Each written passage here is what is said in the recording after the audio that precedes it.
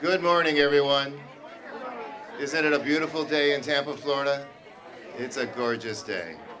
Thank you so much for coming out today. My name is Tim Marks, and I serve as the president of Metropolitan Ministries.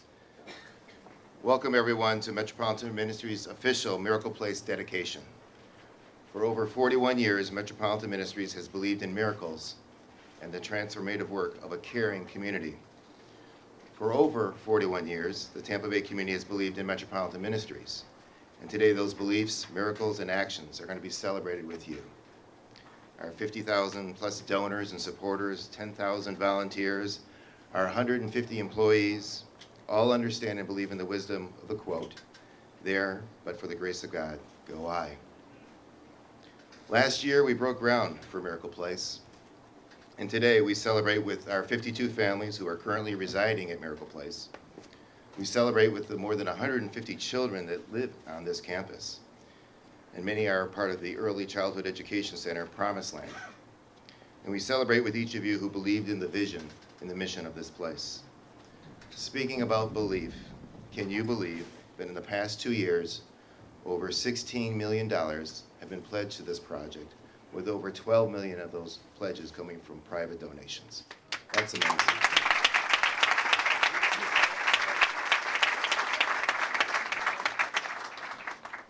Chapter 1 for our Miracle Place was a $13 million initiative made possible by a host of partners who we will be highlighting throughout this morning.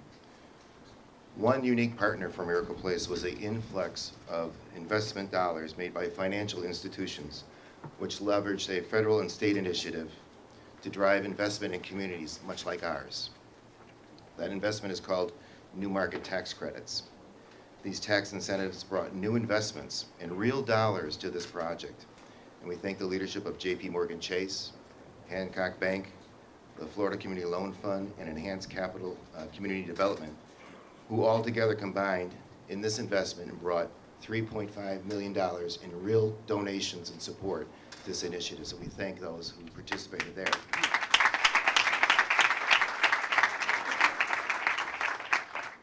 In addition to opening these new residential apartments, we opened a brand new Promised Land Early Childhood Education Center. And last month, we were officially named one of Hillsborough County's Head Start locations. In these buildings, children from the community, as well as children who reside here at Metropolitan Ministries, have county and Metropolitan Ministries staff working side by side to provide early Head Start, and Promised Land education and care to these children. Soon, our Family Care Center will be coming back online, and another 47 families will be moving on this campus to join the 52 families that live here today. So for a total of 99 families, close to 300 children. And of those 300 children, about 150 of those children will be in this Early Childhood Education Center, a real community resource. So it's time now that we bring up our first speaker for the day. And I'm honored to introduce her. She is someone who works very hard for us in Washington, D.C. She understands what organizations like Metropolitan Ministries are faced with when it comes to providing services to the community. We are so pleased that she was able to join us today. Please join us in welcoming Congresswoman Kathy Castor.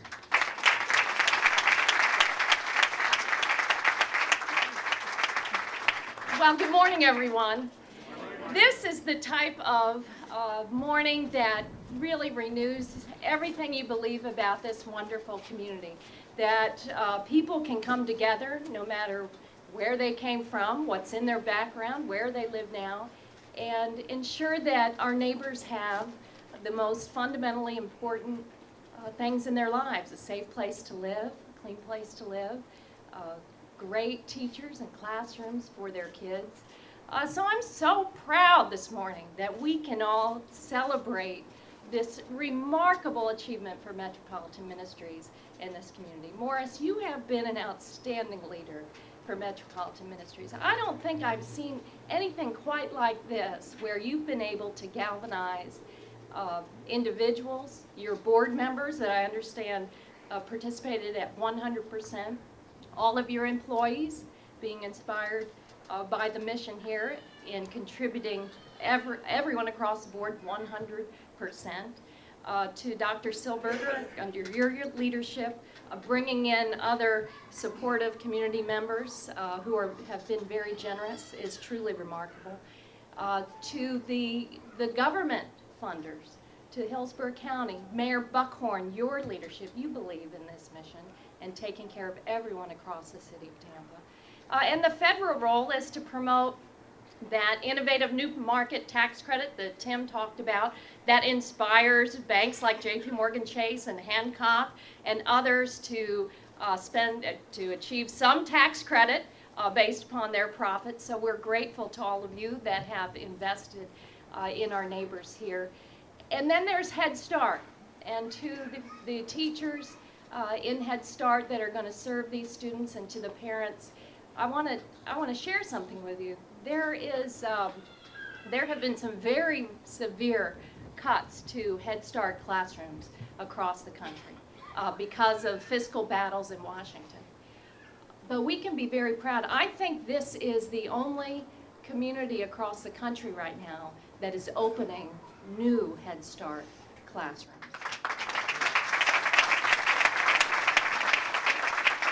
And you may not be aware that Head Start started here in Hillsborough County under a young congressman named Sam Gibbons, who worked with Lyndon Johnson. This was the first home to the Head Start classroom.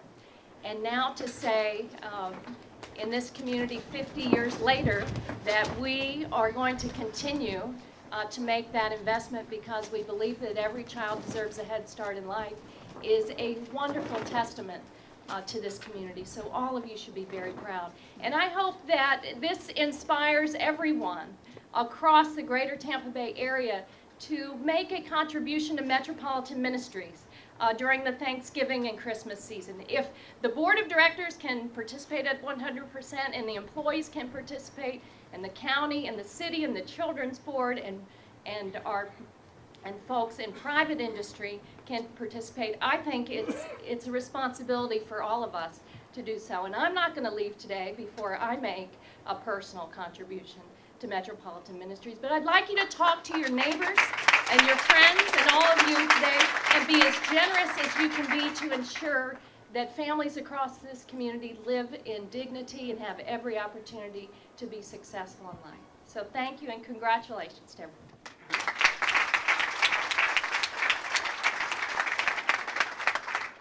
Thank you, Congresswoman Castor. Thank you so much for your comments. What we do at Metropolitan Ministries can be best told by those who we serve. When we opened up this facility, we moved our existing families into the new facility, but more importantly, we moved 20 families off our wait list. We'd like you to meet one of those families. I'd like to introduce you to a mom who was on that wait list, and she's been with us just a few months. Please join me in welcoming to the podium, Heather Rivolis. Heather?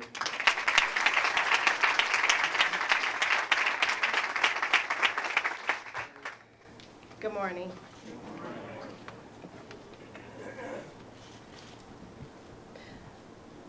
What do you see when you look at me? What do you think about my attire? Is my smile engaging? Well, I am homeless. The clothes I'm wearing are donated, but the smile I wear is genuine. Why is it genuine? Because Metropolitan Ministries made someone who felt like a nobody and had lost all hope into a somebody and gave me hope. I lost my job, I lost my home, and I lost my marriage. For a year, I was living with friends and family and was at their beck and call, not knowing how long they were going to allow me to reside in their homes. At any given moment, they could tell me to leave, and it happened on several occasions. I allowed people to have control over my life, and it was time for me to take that control back. The first step was to call Metropolitan Ministries. I was on the waiting list for 3 long, agonizing months. And to stay on the waiting list, I needed to call every day, and that's exactly what I did. Then, one beautiful August day, I received a call from Megan at Metropolitan Ministries. and the phone call went something like this. Hello, this is Megan from Metropolitan Ministries. May I please speak to Heather Revelis? I said, this is she. And Megan said, are you still interested in? And before she could finish her sentence, I screamed, yes, yes, yes, I'm still interested. And we both chuckled. I can still remember the first day I arrived at Metropolitan Ministries. I felt like 100,000 pounds were lifted from my shoulders. The first person who showed me to my room was a volunteer named Rima. She was so sweet. When I got to my room, I just smiled. I felt happy that I had found a safe place to sleep, food to eat, and I didn't even know the best was yet to come. The first thing was orientation to learn the rules, and then assessment phase to see if I was compatible with the program. Would this be a good fit for me and a good fit for Metropolitan Ministries? After finishing the assessment in record time, I was ready to be uplifted. Being uplifted is entering the Uplift You program. This program is what drew me to Metropolitan Ministries in the first place. The Uplift You program is designed to lead you to self-sufficiency. They assigned me to a personal case manager named Patty and a counselor named Shayna. The case manager scheduled my classes and helps me with problems or issues I might have. And the counselor deals with my personal issues. They both keep me focused. I was ready to start my classes. I had 8 classes to take, and I will elaborate on some. Relationship class. This class balances the priority and demands we put on ourselves and other people. Toastmasters. This class is designed to make you a dynamic speaker, listener, and leader. The employment class, which is self-explanatory. This class provided us with the skills we needed to prepare for that first job interview. Everything from writing our resumes to mock interviews. We had a 2-day employment boot camp. It was fantastic. This class provided us with so many nuggets, real pearls of wisdom of what to do before, during, and after the interview, like researching a company before the interview, to prepare in advance appropriate questions to ask during the interview, and of course, to remember to send those thank you cards after the interview. And they taught us that the best way to get your foot in the door with a potential employer is to volunteer or to work as an intern. As a matter of fact, I intern here at Metropolitan Ministries at the Volunteer Service Center. I answer the phones, help with clerical work, and help new volunteers navigate this crazy campus.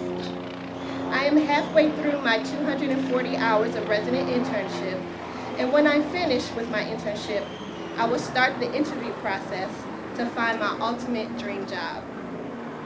So now, when you look at me, what do you see? I want you to see a person who has confidence, the will to succeed, and a zeal for life, thanks to Metropolitan Ministries.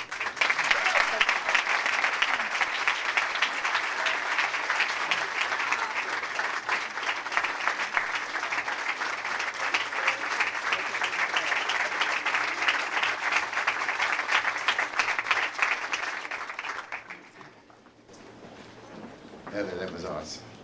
God bless you for sharing your story with us today. It was a real inspiration for us all. Thank you so much. While undertaking a major task like miracle placement, having the support and hard work of so many people, and 2 of those people serve as volunteers on our board of directors. Andy May, he's the executive director at Cushman & Wakefield Commercial Real Estate. He also serves as vice chair for the Miracle Place Project, and Dr. Martin Silberger with University Diagnostic Institute, who serves as our capital campaign chair.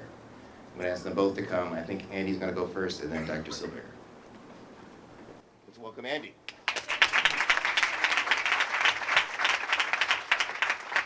Thank you very much. Welcome. This is a great day, and this is a tough spot to speak behind you. Thank you, Tim.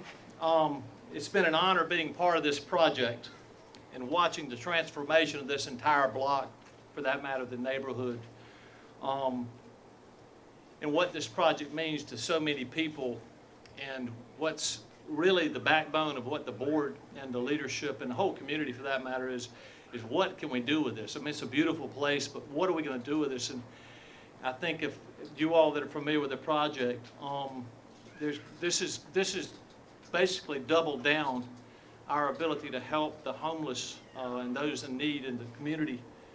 So every dollar we've spent here has an exponential effect on our community. So that's why I'm so proud to be part of this. This is a $13 million investment into our community and was made possible by the involvement of the financial support of the building and the financial partners. So thank you. At this time, I'd like to recognize a few people that have been very involved in the project. The Heights Neighborhood Association has supported us and is committed to the revitalization of the neighborhood. Thank you very much.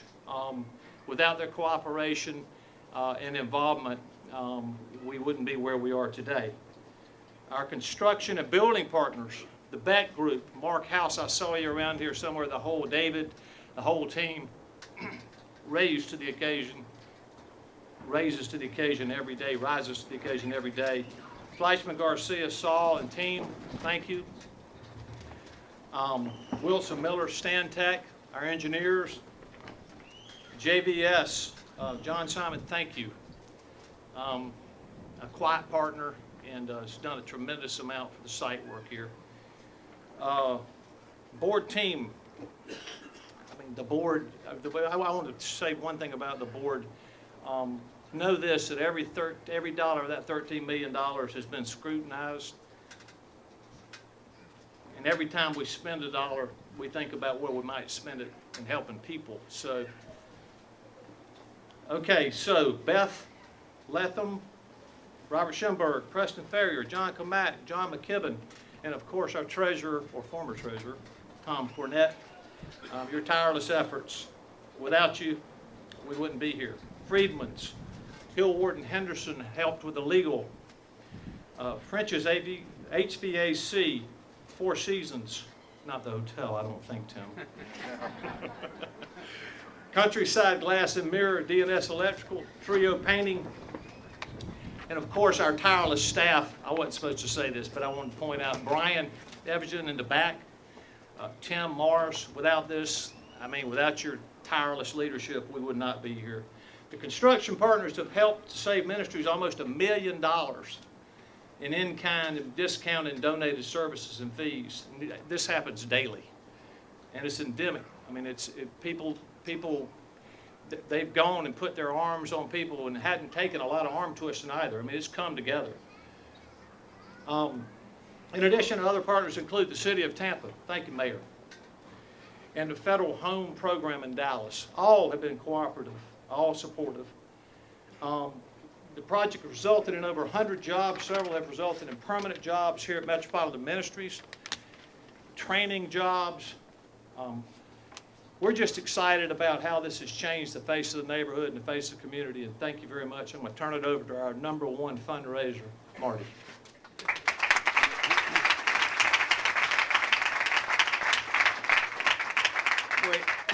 You realize actually the #1 fundraiser is Morris. It's his investment of over 30 years here that we're reaping the rewards of. Back in early 2011, Steve Otto, who's back there, wrote a column called Crazy Like a Fox. And it had to do with Morris and his desire to build Miracle Place. And they didn't really ask him, Morris, are you nuts taking this on during a depression?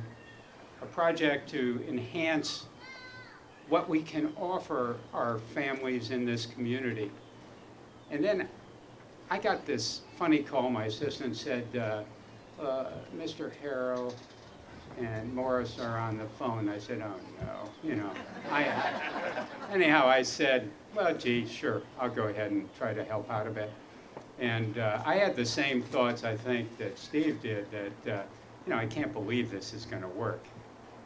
It worked. And you're seeing the first chapter of this miracle place at this time. Everyone here today has donated, worked, and made generous contributions. And what's been said today is right on target.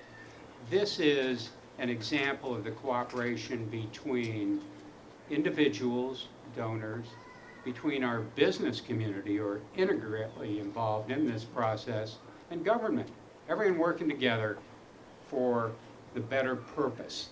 And this is what that is. But this is only chapter 1. I'll tell you that you've heard 100% of our board members under Bruce Teigert's leadership, and 100% of our employees have contributed to this.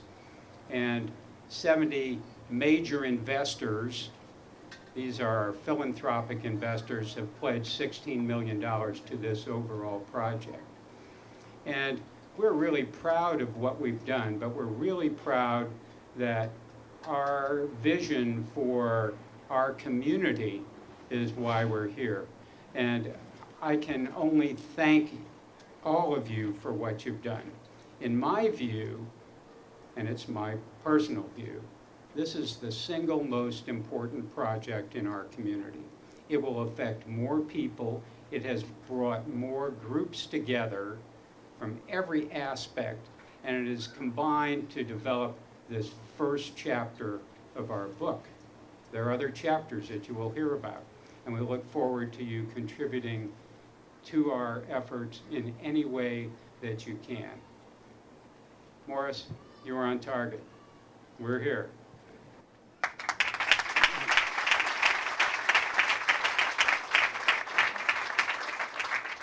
Thank you, Dr. Silviger. It's so true about the collaborative spirit. I was thinking and looking in the crowd and seeing so many familiar faces, and see a great contingency from TD Bank here, and they've got behind the project. And I look at the playground, and it's a kaboom build that Bank of America put together, and then the lamplighters came alongside. It's so many of you that we can't name everyone, but I want you to make sure that you spend some time before you leave to check out the Welcome Center. All those that have been involved, those 70 investors, and all the individuals who bought pillows or a toothbrush or a backpack or sheets to make those rooms a home. We want to thank everyone who came together to make Miracle Place what it is today. But we're not done. This is just another unique day at Metropolitan Ministries, because we're going to go over here in a minute and we're going to cut a ribbon. But we don't like to just cut a ribbon and be done. We're going to come over here and we're going to break some ground. We're going to move forward with chapter 2 of Miracle Place. So Steve Otto, when you ask the question, maybe in jest to Morris, are you nuts? We understand that question. It's Morris's leadership. It's Metropolitan Ministries' mission, Metropolitan Ministries' vision, which drives us each day. I do what I do. Our staff does what it does. Our volunteers and donors, they all join us in the noble task of standing in the gap to bring hope and self-sufficiency to all who seek it. Chapter 2 of Miracle Place is our Youth Enrichment Center and Gymnasium to provide space for more than 100 elementary children, 40 middle and high school children and teens, and support critical after-school learning programs. Chapter 2 will include a special place on this campus. We will soon start the construction of a chapel. We're going to call that chapel the Chapel of Hope. This chapel will be a place for individuals to draw close to God, for spiritual development, for peace, comfort, and hope. When we say we feed the mind, body, and soul at Metropolitan Ministries, we mean it. Chapter 2 starts right over here. And just in case you're wondering, if there's a chapter 1 that we're celebrating today, and there's a chapter 2 that we're going to break ground on, yes, there is a chapter 3. And chapter 3 is a brand new Metropolitan Ministries partnership K-5 school that will have the ongoing support of the Hillsborough Public Schools to educate 150 children that reside on this campus, as well as that are part of this community. We hope to have that school ready for the school year of 2015. We hope to have chapter 2 done by the spring of 2015. So we're moving forward to continue to support these families that come to us and move them forward to self-sufficiency. One last thank you I wish to acknowledge, and that's the City of Tampa. They've been our partners since day one. I want to thank the building and planning departments for their support, for housing and community development departments for their support as well. The city invested $500,000 to provide 5 kitchenette apartments here on Miracle Place, and $100,000 in community development block grants to help us with the emergency shelter that will be coming online in the spring of 2014. And that will provide shelter for 47 more families, safe shelter for families that are in crisis in our community. Mayor Buckhorn, we appreciate your leadership and your team support.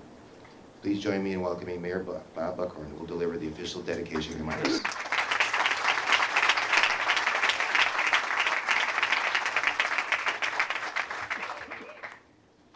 Are we nuts? Yeah, we're nuts. We're nuts to believe that our better days are yet ahead of us, Steve. We're nuts to believe that from East Tampa to South Tampa, that every neighborhood is going to rise and be treated the same. That young women like Heather have a better shot at a brighter future. Yeah, we're nuts. We're nuts to think that those 150 kids that will be living here, that their best days are yet to come. Yeah, we're nuts. Are we nuts to think that we can do phase 2 and phase 3? You're darn right we are. I'd say something else, but this is a religious organization. I don't want Morris mad at me. Are we nuts to think that even in the midst of a great recession, that our corporate partners and our citizens in this community who understand that it's not about them, that it's about us, that everyone deserves a fair shot? People like Stan Harrell, people like the Schimbergs, people like Marty, people like David Straz, who understand that they have a moral obligation because they have been so blessed, so they bless others. Are we nuts? No, we're not nuts. This is Tampa, Florida. And we don't ask anybody's permission anymore. And we recognize that we have to all rise together. We can't leave anybody behind. Not Heather, not those kids, not anybody. Are we nuts? Yeah.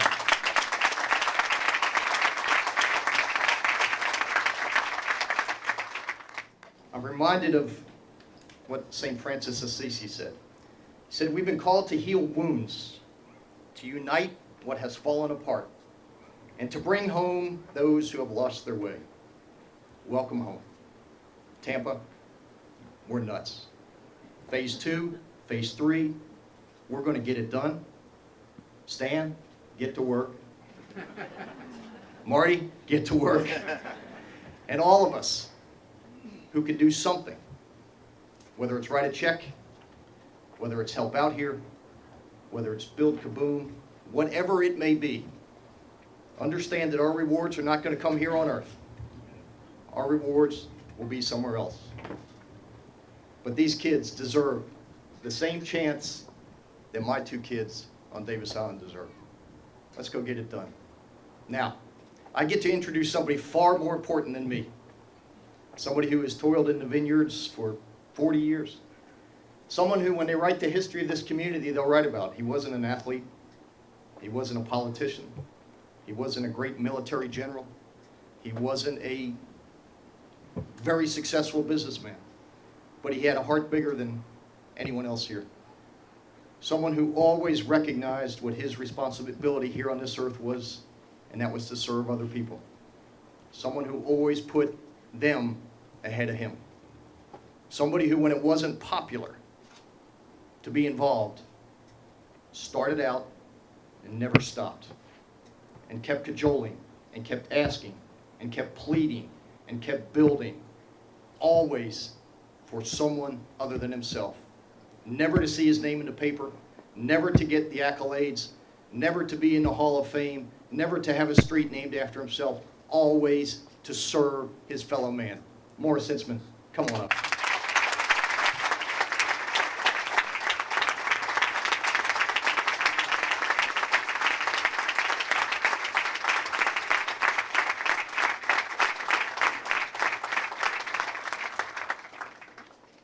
Wow. Wow, some of those thoughts that you gave sound very inviting. If you can make some of them happen.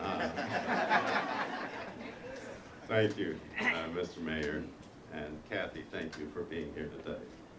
And the rest of you who have set aside not only these moments here, but have set aside your time and your resources and your vision and your dreams. And this is a reflection of the capacity of a community and what can get done when we truly lay aside who gets credit and pay attention to who gets helped.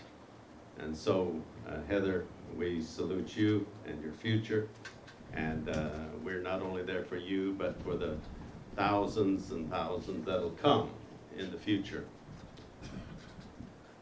I wanted to quickly recognize Bruce Tiger, who serves as the chairman of our board. Bruce, if you'll stand, and if members of the board of directors will stand, we want to recognize all of you.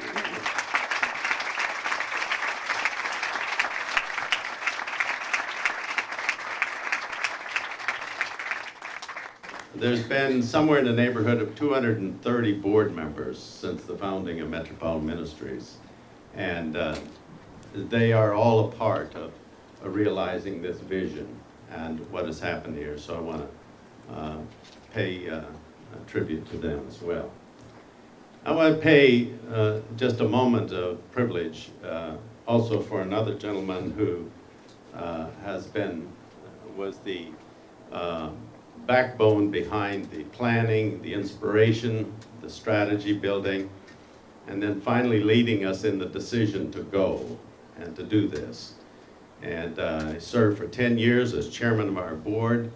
I consider him as one of my best friends, and I hope he feels the same way. And I want us to recognize the guy who, alongside me while I was going through that nutty phase, Steve, helped us decide that Miracle Place would become a reality, and that's Mr. Stan Harrell. Stand up.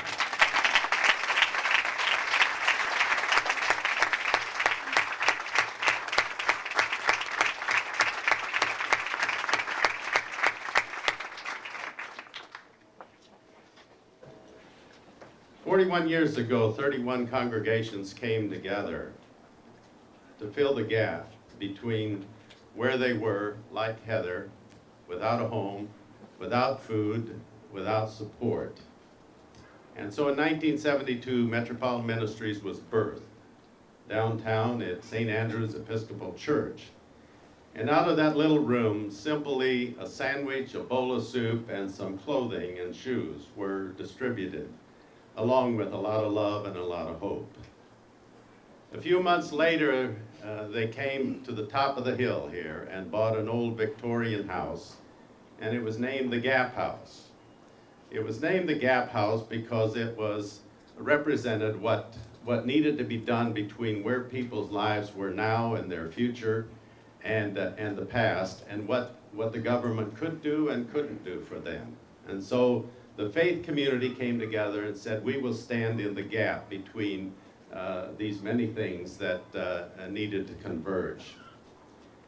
So in 1986, we came together under the leadership of Bob Thomas and Jim Gray on our board, and decided to build a family care center.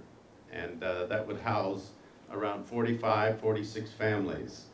And we thought, and I actually remember this, September 28th, 1986, we cut the ribbon. I walked out of there and I said, we're done. I was nuts. I had no idea. We're done? Well, we had a place to sleep them and feed them, but we didn't have a place to work with the families. And so then we embarked in 1996 and we opened Manna House behind me here in the kitchen dining. And that was a big step. And I said at the end of that, well, we're done. And I was wrong again. And then I put together with the board, we put together a vision of were we really going to grow anymore, or were we going to just stay the way we were in the light of all of the homeless and all of the hungry people in our city and on our streets? And so we developed what we know today as Miracle Place. So today, on November 5th, 2013, we open Miracle Place, and our work is not done. We realize our work is not done. And so in early 2015, we will open Chapter 2, which will just be to my left over here, which will be the chapel, a rec center, and a gymnasium. In the light of that, we will not stop there. We have promised to have a place for the children here. Hillsborough County Schools have agreed to work with us, and we will build the academy or the school across the street to the north of this particular facility. It will be a place where thousands of families will come through here. Do you realize that by March of this next year, we'll not have 150 children on this campus, we'll have 300 children on this campus. And I've asked for my office to be relocated when that happens. So we've come a long way, thanks to the city's cooperation, the county, and the community as a whole. We are where we are today. But the best part is we have seen thousands of lives of men, women, and children like Heather's transformed and renewed. And that's why we're here in the first place. You know, Solomon, in preparation for building the temple, said these words: "Unless the Lord builds the house, its builders labor in vain. Unless the Lord watches over the city, the watchman stands guard in vain." These were the very words that I spoke on this spot in May of 2012, and reminded us of we do not do this in our own strength or our own might. And then once the walls were up on the Miracle Place residential hall, we were invited to go inside before it was finished, just concrete walls. And I took a magic marker and I wrote these very words on the wall. And then the staff and volunteers joined me, and they wrote their sayings or their wishes or their scripture on those walls. I believe God's will is in the design, the labor, the prayers, and the purpose of Miracle Place. And it is expressed through the generosity and the leadership of you in this community. With that in mind, I'm going to ask that we stand and join our hearts as I offer a prayer of dedication. Let us pray. Dear God, we ask you to bless and sanctify this home, those who live in it and those who serve in it, and everything in it. Be so kind as to fill it with good things. Grant the people who live here and work here, Lord, the abundance of blessings from heaven and the substance of life from the richness of this earth. Direct the longings of their prayers to the bountiful fruits of your mercy. Be so kind then as to bless and sanctify this home at our coming in, just as you blessed the home for Abraham, Isaac, and Jacob. May your angels of light live within the walls of this house, this Miracle Place, and guard it and all who live here. Through our Lord's name we pray. Amen. We this day, November 5th, 2013, cut a ribbon that opens not only Miracle Place, but opens opportunity for all of the homeless families and individuals who pass through these doors. Let the ribbon be cut. Woo!